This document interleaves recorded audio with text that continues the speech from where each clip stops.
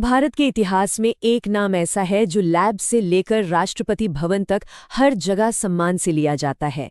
APJ Abdul Kalam. एक ऐसा नाम जो मिसाइल मैन भी कहलाया और जनता का राष्ट्रपति भी।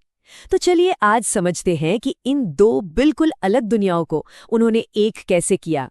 यही तो सबसे बड़ा सवाल है ना, कि आखिर ये सब हुआ कैसे।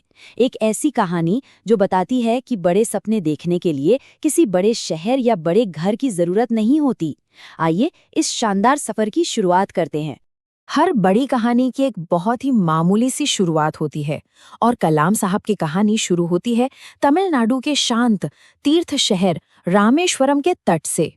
उनके शुरुआती साल बिल्कुल भी आसान नहीं थे। परिवार की आर्थिक मदद करने के लिए वो छोटा सा लड़का सुबह सुबह उठकर अखबार बांटा करता था। शायद यहीं से मेहनत करना उनकी आदत बन गई थी।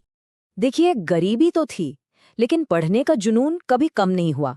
पहले उन्होंने फिजिक्स में ग्रेजुएशन की और फिर उनका असली पैशन मतलब एरोस्पेस इंजीनियरिंग उन्हें खींच ले गया मद्रास। ये उनके वैज्ञानिक करियर की पहली सीढ़ियां थी। लेकिन बड़ी दिलचस्प बात यह है कि उनका पहला सपना साइंस नहीं बल्कि आसमान में उड़ना था। वो एक फाइटर पायलट बनना चाहते थे, पर इंडियन एयरफोर्स की परीक्षा में वो सिर्फ एक रैंक से चूक गए। किस्मत का खेल देखिए, शायद यही वो मोड़ था जो उन्हें विज्ञान की दुनिया की तरफ ले आया। और यहीं से उनकी जिंदगी का वो अध्याय शुरू हुआ जिसने उन्हें हमेशा के लिए भारत के इतिहास में अमर कर दिया। तो फिर डीआरडीओ और उसके बाद इसरो में कलाम साहब ने जो किया उसने भारत की तकदीर ही बदल दी। जब उनके बनाए SLV-3 ने रोहिणी सैटेलाइट को अंतरिक्ष में पहुंचाया तो भारत उन चुनिंदा देशों में शामिल हो गया जो ये करने की क्षमता रखते थे। और फिर 1998 के पोखरण परमाणु परीक्षणों में उनकी भूमिका ने तो भारत को एक परमाणु शक्ति बना दिया। लेकिन जिस प्रोजेक्ट ने उन्हें मिसाइल मैन बनाया वो था IGMDP। ये भारत को मिसाइल टेक्नोलॉजी में आत्मनिर्भर बनाने का एक बहुत बड़ा कार्यक्रम था और इस मिशन के लिए प्रधानमंत्री इंदिरा गांधी ने कलाम साहब को चुना और उन्हें खुली छूट दी। और इसी प्रोग्राम से निकली अग्नि और पृथ्वी जैसी मिसाइलें जिन्होंने भारत की सुरक्षा को एक नई ताकत दी। बस इन्हीं कामयाबियों ने उन्हें वो नाम दिया जो आज हर भारतीय जानता है, मिसाइल मैन ऑफ इंडिया। लेकिन कहानी यहीं खत्म नहीं होती। साइंस तो बस एक हिस्सा था। साल 2002 में उनकी जिंदगी में एक ऐसा मोड़ आया जो उन्हें लैब से सीधा राष्ट्रपति भवन ले गया। अब देखिए, ऐसा बहुत कम होता है कि किसी उम्मीदवार को सत्ताधारी पार्टी और विपक्ष दोनों का समर्थन मिले, लेकिन कलाम साहब की लोकप्रियता ही ऐसी थी कि उन्हें जबरदस्त समर्थन मिला और वो भारत के 11वें राष्ट्रपति बने। और वो किसी भी पारंपरिक राष्ट्रपति जैसे नहीं थे, वो एक वैज्ञानिक थे, आजीवन अविवाहित रहे और एक बेहद सादा जीवन जीते थे। शायद उनकी यही सादगी थी जिसने उन्हें जनता का राष्ट्रपति बना दिया। जरा सोचिए, देश के सर्वोच्च पद के लिए चुने जाने पर भी उनकी पहली प्रतिक्रिया घमंड की नहीं बल्कि इस गहरी विनम्रता की थी। ये बातें उनके किरदार के बारे में बहुत कुछ बताती हैं। राष्ट्रपति का कार्यकाल खत्म होने के बाद वो चाहते तो आराम की जिंदगी जी सकते थे, लेकिन कलाम साहब अलग मिट्टी के बने थे।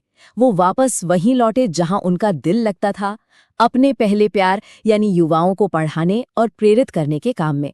उन्होंने फौरन देश भर की यूनिवर्सिटीज में पढ़ाना शुरू कर दिया।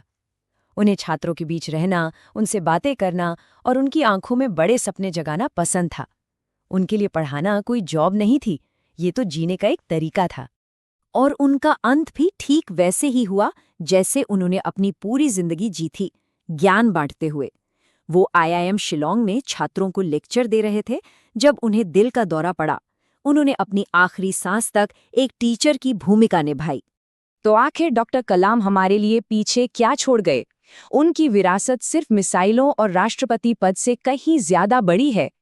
उनकी विरासत कितनी गहरी है इसका अंदाजा आप इसी बात से लगाइए।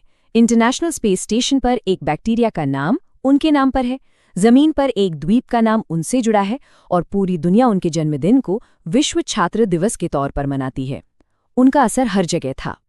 अपनी किताब इंडिया 2020 में उन्होंने सिर्फ समस्याओं की बात नहीं की बल्कि एक विकसित राष्ट्र के लिए एक पूरा रोड मैप दिया। ये दिखाता है कि वो सिर्फ एक वैज्ञानिक नहीं बल्कि एक बहुत बड़े विजनरी भी थे।